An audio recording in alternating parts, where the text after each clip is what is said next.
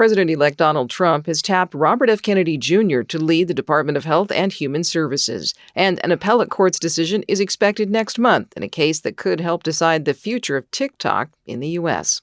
Good morning, I'm Corva Coleman from NPR News, and here are today's top stories. President-elect Donald Trump says he'll nominate Robert F. Kennedy Jr. for Health and Human Services Secretary. Kennedy is a vaccine skeptic known for spreading false information about them. NPR's Stephen Fowler reports Trump says Kennedy will help deal with the health crisis the U.S. faces. If he's confirmed by the Senate, the role gives Kennedy the chance to actualize a vision that's often at odds with mainstream health and science, likely through a combination of scaling back existing programs and refocusing others to align with his, quote, "Make America Healthy Again" goals. He told NPR that the government isn't going to take away vaccines from anybody, but said the science on vaccine safety has huge deficits. Now, vaccine experts disagree with that assessment. NPR's Stephen Fowler reporting.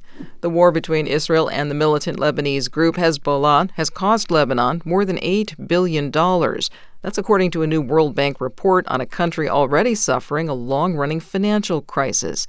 NPR's Jana Raff reports from Beirut. The Lebanese government says almost 3,400 people have been killed in Israeli airstrikes since the war began, many of them women and children. And now the World Bank has detailed economic losses. It says physical damage to buildings amounts to $3.4 billion, while overall economic losses have topped more than $5 billion. The biggest impact has been on housing, with almost 100,000 apartments and houses damaged or destroyed. As well as leaving almost 1 million people displaced, the bank estimates that at least 166,000 people have lost their jobs, leaving many with nowhere to live and no income. Jana Raff, NPR News, Beirut. A new U.S. law is set to take effect in January that would ban the video sharing app TikTok. That's unless TikTok's parent company, based in China, sells it off. Supporters of the law say the TikTok ban is needed because of long-standing national security concerns involving China. But NPR's Windsor Johnston reports TikTok's appeal of the U.S. law is moving forward. An appeals court is expected to rule by December 6th on a lawsuit filed by TikTok that challenges the ban.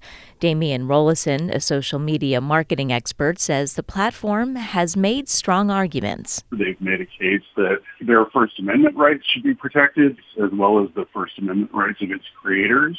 And they're also arguing that divesting the U.S.